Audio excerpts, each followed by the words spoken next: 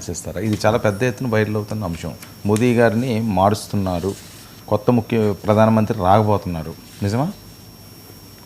అంటే ఆయన ఒక మాట అన్నారు, ఎవరు భగవత్ పింగ్లే అని వాళ్ళ ఆర్ఎస్ఎస్ నాయకుడు ఒక ఆయన్ను తలుచుకునే ఒక సభ పెట్టి, పింగ్లే మంగత్రాం పింగ్లే అనుకుంటా, చాలా గొప్ప నాయకుడు, 75 ఏళ్ల తర్వాత ఉండకూడదు అని చాలా గట్టిగా చెప్పేవాడు.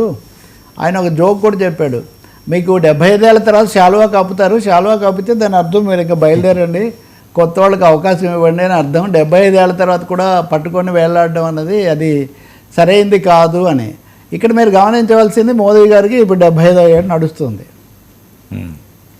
ఖచ్చితంగా ఇది ఆయనకు వర్తిస్తుంది అని మోహన్ భగవత్కు తెలియదని మనం అనుకోలేము. పైగా ఎల్కే అద్వానీతో సహా ఈ నాయకులందరినీ 75 ఏళ్ళని మోదీ హయాంలోనే వాళ్ళు పక్కన పెట్టారు. వాళ్లకు పదవులు కూడా ఇవ్వని పరిస్థితి ఉంది. ఎక్సెప్షన్స్ అని మినహాయింపులు కొన్ని ఇస్తుంటారు, కానీ ఇప్పుడు 3 సార్లు అయ్యారు కాబట్టి మినహాయింపు అనే అవకాశం కూడా పెద్దగా ఉండకపోవచ్చు.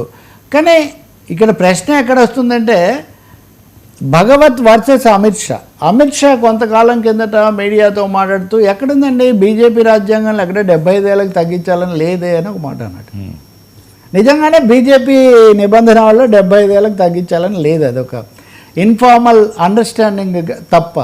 కాబట్టి అమిత్ షా ఎక్కువ శక్తివంతుడు కాబట్టి దేశంలో ఇప్పుడు మోదీ తర్వాత నెంబర్ 2, ఈయనేమో ఆర్ఎస్ఎస్లో నెంబర్ 1, ఆయనేమో భారతదేశంలో సర్కార్లో నెంబర్ 2. ఇందులో ఏది నిలబడుతుందో ఒకటైతే, అమిత్ షా కూడా దీనికి మళ్ళీ చిన్న ట్విస్ట్ ఇచ్చాడు.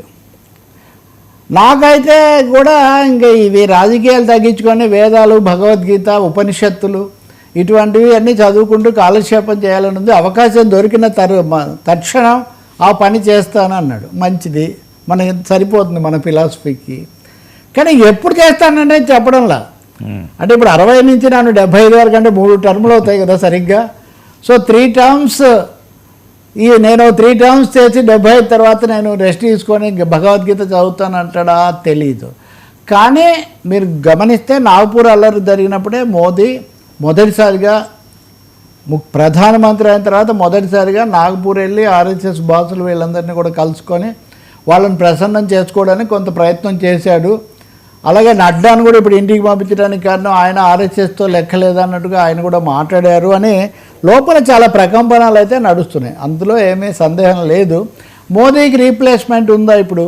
అసలు అధ్యక్షుడికి రీప్లేస్మెంట్ ఎవరన్నదే ఇంకా తేలక, మహిళా నాయకురాలను పెట్టాలా, ఇట్లాంటివి నడుస్తూ ఉంటే. బట్ మోహన్ భగవత్ మటుకు ఖచ్చితంగా ఒక ఇండికేషన్ ఇస్తున్నారు, మోదీని మార్చాల్సిందే, ఆయన ఏజ్ బార్కు దగ్గరగా వచ్చేసారు అనే ఇండికేషన్ అయితే ఆయన చాలా స్పష్టంగా ఇస్తున్నారు. కాకపోతే మోహన్ భగవత్ను కూడా మార్చే పరిస్థితి ఇప్పుడు. వేరే 2-3 పేర్లు అక్కడ, భయాజీ జోషి ఇలాంటి పేర్లు ఉన్నాయి, ఎవరు వస్తారనేది ఒకటి చూడాలి. కానీ బట్ ఎట్టి పరిస్థితుల్లో మోదీ మధ్యలో మారుస్తారా, చివరిలో మారుస్తారా? ఆగస్టు 15కి అని అది కూడా ఒకటి.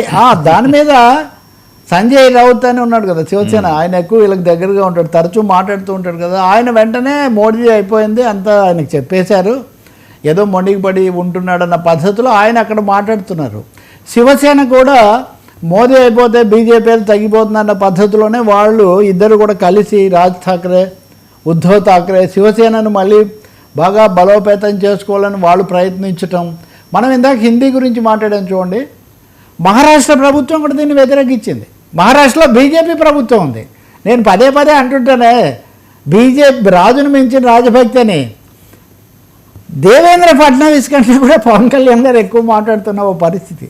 సరే అది ఆ పాయింట్ అయిపోయింది. కానీ మోహన్ భగవత్ చేస్తుంది ఖచ్చితంగా ఒక సిగ్నల్, మోదీకి రెడ్ సిగ్నల్ లేకపోతే రిటైర్మెంట్ ఆర్ సిగ్నల్ అని మనం అనుకోవాలి. అది ఎప్పుడు ఎలా జరుగుతుంది? ఈ మధ్య మోదీలో కూడా ఆ ఉత్సాహం అవి చూస్తుంటే కొంచెం తేడా కొద్దిగా ఉంది. పైగా ఈ ఆపరేషన్ సింధూర్ అనేది చాలా బూస్ట్ అనుకుంటే అది కొంచెం బెడిసి కొట్టిన ఒక పరిస్థితి. ఆ వరుసగా ట్రంప్తో పెట్టుకున్న దీనివల్ల ఇప్పుడు చూడండి మీరు, ట్రంప్ను ప్రసన్నం చేసుకోవడానికి భారతదేశం మళ్ళీ ఒక ప్రతినిధి వర్గాన్ని పంపిస్తుంది. అదే బ్రెజిల్ అధ్యక్షుడు అయితే కనుక లులు 50% మేము పెంచుతున్నాం టారిఫ్స్ అని చెప్పేసాడు. ట్రంప్ అందరి మీద మేము ఇంకా చాలా విధిస్తున్నామని చెప్తున్నారు. కాబట్టి మోదీ తల వంచుతున్నారు ప్రతి చోట అనేది కూడా సంఘ పరివార్లో ఈ హిందూ సంఘటనలో కూడా ఒక హిందుత్వ సంఘటనలో కూడా ఒక అసంతృప్తి వచ్చింది. Okay. He may be eased out, ఇంటికి పంపించే కార్యక్రమంలో ఉండొచ్చు. సార్, ఈసీకి సుప్రీం షాక్ ఆపకపోయినా అసలేని సవాలు. ఖచ్చితంగా అండి. నిన్న సుప్రీంకోర్టు విచారణ జరిపింది. జస్టిస్ స్నేహ ధూలియా తర్వాత మరొక న్యాయమూర్తి విచారించినప్పుడు మనం మీడియాలో బాగా వచ్చింది ఏంటి,